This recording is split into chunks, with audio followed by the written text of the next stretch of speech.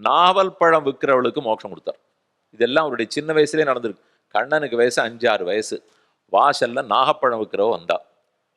அப்பதான் யசோதை அவரை கயத்தால கட்டி வச்சு, போனியானா தெரிஞ்சது எதி சக்னோஷி கச்சத்தம் அதிசஞ்சல செட்டித்த, இங்கங்க நகரக்கூடாது, இங்கேயே நில்லு, வாயை திறந்தேன்னா வாயில போடுவேன், கையை நகர்த்தியானா காலையே போடுவேன் அப்படின்னு பயப்படுத்தி நிறுத்தின்னு இருக்கா. கண்லேருந்து கரகரான்னு ஜலம், அவரே கருப்பு, கையை கண்ணில் வேற மை தீட்டியிருக்கா.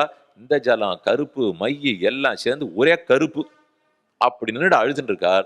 நந்தகோபாலர் வெளியில போறவர் திரும்பி வந்தார். கண்ணா எதுக்கு அழற, உன்னை எதுக்கு யசோதை கட்டி வச்சிருக்காருனார். அது தெரியாமத்தான் அழுதுன்னு இருக்கேன், நான் தெரிஞ்சிருந்தா அப்பவே கட்டாதேன்னு சொல்லியிருக்க மாட்டேன்னா. அவ ஏன் கட்டினான்னா, நீ ஏதானு பண்ணியானால். ஒண்ணுமே பண்ணல தந்தையே, ஏதோ நம்ம வீட்டு வெண்ணெய் இருந்ததே எப்படி இருக்குன்னு கொஞ்சம் ருச்சி பார்ப்போன்னு தொட்டேன். விரலோடு வாய் தோய்ந்த வெண்ணெய். விரல்ல நான் கையை வச்சேன், அம்மா வந்தா கையை மெய்யுமா பிடிச்சுட்டா. ஊரார்கள் எல்லாரும் காண உரலோட தீரா வெகுளியலா சிக்கனவார் தடிப்ப ஆறாவயத்தினோடு ஆத்தாதான் நான் என்ன பண்ணுவேன் அழுதுன்னு இருக்கேன்னால்.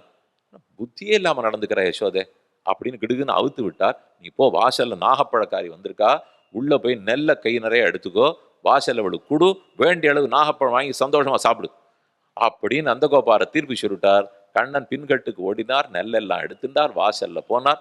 நாகப்பழக்காரி கூடையில இப்படி போட்டுட்டு நாகப்பழம் கொடு அப்படின்னு கேட்டார். நீ எனக்கு கொடுக்க வேண்டியதை கொடு, நான் நாகப்பழம் தரேன். அவள் நெல்லு கொடுத்தேனே, 4 படி பால் தரட்டுமா, அரை அழாக்கு வெண்ணெய் தரட்டுமா, இல்லை 2 கண்ணுக்குட்டி ஓட்டி விடட்டுமா, என்ன கொடுத்தா நாகப்பழம் கொடுப்பேன்னா, மோட்சம் கொடுத்தா நாகப்பழம் கொடுப்பேன். அவள் இவர் அதிருந்தே போயிட்டார்.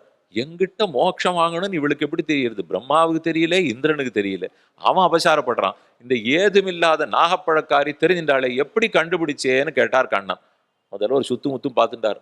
யாரும் இல்லையான்னு பார்த்துக்கோ, நீ எங்கிட்ட மோட்சம்னு சொல்லி, நான் தான் நாராயணன்னு சொல்லி, நாளையிலேருந்து இவ எல்லாரும் வந்து கும்பிட ஆரம்பிச்சிருவா. நான் ஏதோ அப்படி திருடிண்டு சிரிச்சுட்டு போயிட்டு வந்துட்டு இருக்கேன்.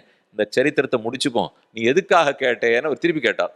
இல்லையா, நீ போடச்சே உன் வலக்கையிலே சக்கர ரேகையை பார்த்தேன், இடக்கையில சங்கு பொரிய பார்த்தேன், நீ தான் திருமால்னு தெரிஞ்சுட்டேன். உன் திருவடியை பார்த்தேன், ஒரு கையில் ஒரு காலில் சக்கரம் ஒரு காலில் சங்கு முன்னடி பொறி தமைந்த இருகாலும் அங்கு எழுதினார் போல் சித்திரங்கள். ஆழ்வார் பெரியாழ்வார் பாடும்போது கண்ணன் ஓட்டமா ஓடுவரான். ஓடி நடத்த பார்த்தா சங்கு சக்கரம் சங்கு சக்கரன் அப்படியே கால் அடி பதிஞ்சிருக்குமா. பார்த்ததுலேருந்து நீ தான் நாராயணன் தெரிஞ்சுட்டே, எனக்கு மோட்சம் கொடு, நாகப்பழம் தரேன்னால் சத்தம் போடாதே, வேற யார்ட்டையும் போய் சொல்லாதே, உனக்கு மட்டும் தரேன் அப்படின்னு சொல்லி அவருக்கு மோட்சம் கொடுத்து, இருக்கிறதுலேயே அதிக விலை கொடுத்து வாங்கப்பட்ட நாகப்பழம் அதுதான்.